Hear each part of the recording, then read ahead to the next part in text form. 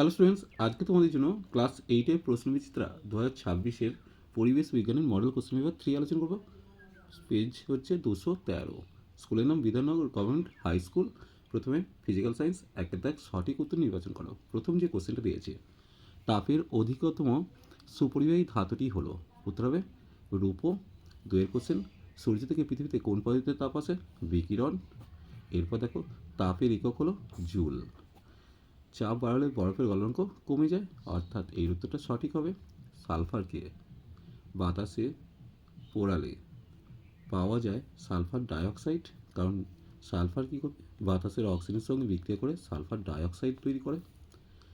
Zn+Cu2+ থেকে Zn2+Cu বিক্রিয়ার জারক দ্রব্য। দেখো, প্রথমে বিজারণ হয়েছে কোনটা দেখতে হবে, যেহেতু Cu2+ থেকে Cu তৈরি হয়েছে তাই এটা বিজারণ, কারণ ইলেকট্রন গ্রহণ করেছে।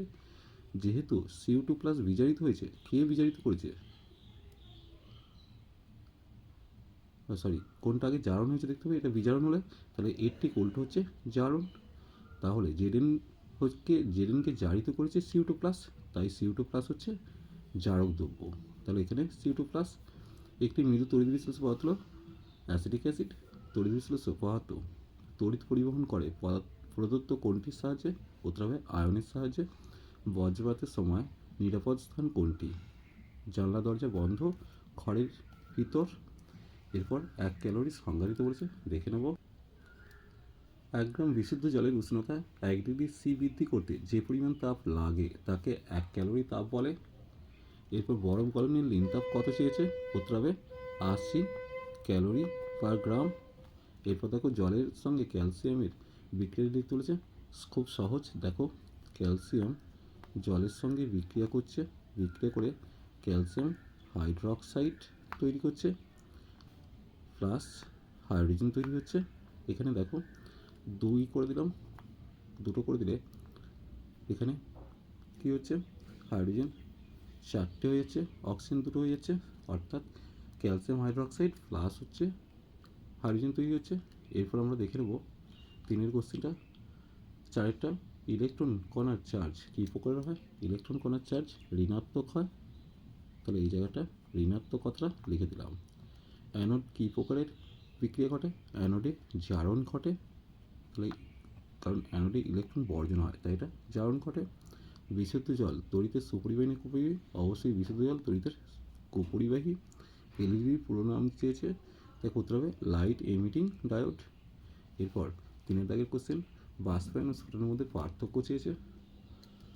বাষ্পায়ন তরলের উপরিতল থেকে হয়, স্ফুটন তরলের সমগ্র তল থেকে হয়। যে কোনো উষ্ণতায় বাষ্পায়ন সম্ভব, স্ফুটন শুধুমাত্র একটি নির্দিষ্ট উষ্ণতাতেই ঘটে। বাষ্পায়ন নিঃশব্দে ধীরে ধীরে হয়, স্ফুটন সশব্দে দ্রুত হারে হয়। বাষ্পায়ন যে কোনো চাপে ঘটতে পারে। তরলের উপরে থাকা বাষ্পের চাপ যখন বাইরের বায়ুচাপের সমান হয় সেই বিশেষ মুহূর্তেই স্ফুটন হয়। এরপর দেখো, 100 ক্যালোরি তাপ যোগ করে 5 গ্রাম জলের উষ্ণতা কত ডিগ্রি সি বাড়ানো যাবে?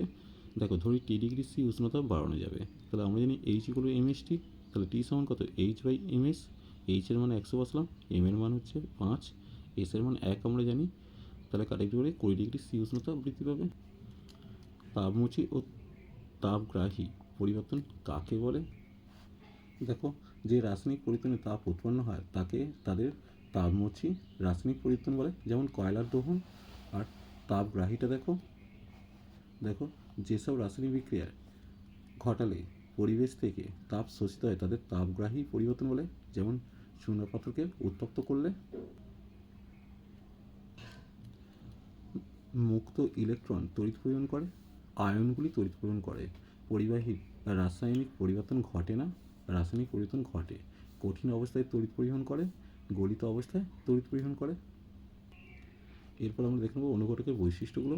অনুঘটকের বৈশিষ্ট্য বইয়ের 88 পাতায় আছে, দেখতে পাচ্ছ। অনুঘটক রাসায়নিক বিক্রিয়ায় অংশগ্রহণ করে কিন্তু বিক্রিয়া শেষে আবার তাকে ফিরে পাওয়া যায়, এমন কোনো অনুঘটক হয় না যা সব বিক্রিয়ার বেগ বাড়াতে পারবে। কোনো বিক্রিয়ার কোন অনুঘটক উপযোগী তা পরীক্ষা করে বার করতে হয়, বিক্রিয়ার সমীকরণ দেখলে বলা যায় না। এরপর দেখো, তড়িৎ বিশ্লেষণের 3টি গুরুত্বপূর্ণ ব্যবহার লিখতে বলেছে। 1 নম্বর হচ্ছে সোডিয়াম পটাশিয়াম বা ক্যালসিয়াম ধাতু নিষ্কাশন করা হয়। 2 নম্বর, তামার অশুদ্ধি দূর অর্থাৎ ধাতু পরিশোধনে ব্যবহার হয়। 3 নম্বর, কম সক্রিয় ধাতুর উপর বেশি সক্রিয় ধাতুর প্রলেপ অর্থাৎ তড়িৎলেপনে ব্যবহার করা হয়। এরপর আমরা লাইফ সায়েন্স পার্ট না, এখানে আছে বিভব পার্থক্য কীভাবে বজ্রপাত সৃষ্টি করে সংক্ষেপে লিখতে বলেছে। আর বাড়ির সবচেয়ে উঁচু স্থানে ধাতুর দণ্ড আটকানো হয় কেন? কারণ ধাতুর দণ্ড আটকানো হয় বজ্র নিরোধক হিসেবে। দেখো বজ্রপাত কীভাবে সৃষ্টি হয় তোমরা 154 পাতায় পেয়ে যাচ্ছ। এখান থেকে লিখতে শুরু করবে, এই পর্যন্ত লিখলেই তোমাদের হয়ে যাবে। এরপর লাইফ সায়েন্স পার্টটা দেখে নেবো। মানবদের যে ব্যাকটেরিয়া প্লেগ রোগ সৃষ্টি করে তার নাম কোনটা হবে? উত্তর হবে ইয়ারসিনিয়াস পেস্টিস। এরপর দেখো চিনি পাওয়া যায় এমন একটি ফসল হলো, উত্তর হবে আখ। একটি মাইনর কার্পের উদাহরণ হলো বাটা। বসন্ত রোগকে সংক্রামক বলে কেন? বসন্ত একটি ভাইরাস গঠিত ছোঁয়াচে রোগ যা খুব সহজে সুস্থ শরীরে ছড়িয়ে পড়ে। এনপিকে বলতে কি? এনপিকে হচ্ছে নাইট্রোজেন, ফসফরাস ও পটাশিয়ামকে একত্রে এনপিকে সার বলে। একটি মাংস উৎপাদনকারী মুরগির জাতের নাম লিখতে বলেছে, উত্তর হবে আসিল, চিটাগং, ব্রাহ্মা ইত্যাদি। এরপর দেখো 3 দাগের কোভিড-19কে কি মহামারী ছিল যুক্তিসহ দিতে বলেছে। আর কোন ভারতীয় বিজ্ঞানী কালাজ্বরের ওষুধ আবিষ্কার করেন? উত্তর হবে ভূপেন্দ্রনাথ ব্রহ্মচারী। দেখো এখান থেকে কোভিড মহামারী কিনা সেটা একটু গুছিয়ে লিখে নাও। এরপর দেখো একটি উদাহরণের সাহায্যে কীভাবে শস্যাবর্তন করা হয় তার সংক্ষেপে লিখতে হচ্ছে শস্যাবর্তনের গুরুত্ব। শস্যাবর্তনটা এখানে তোমরা এখান থেকে লিখবে যে দুটি ফসলের মাঝখানে সিম্বিকোত্রী উদ্ভিদ যেমন মটর, বিন, ছোলা বা ডালের চাষ করা হয়।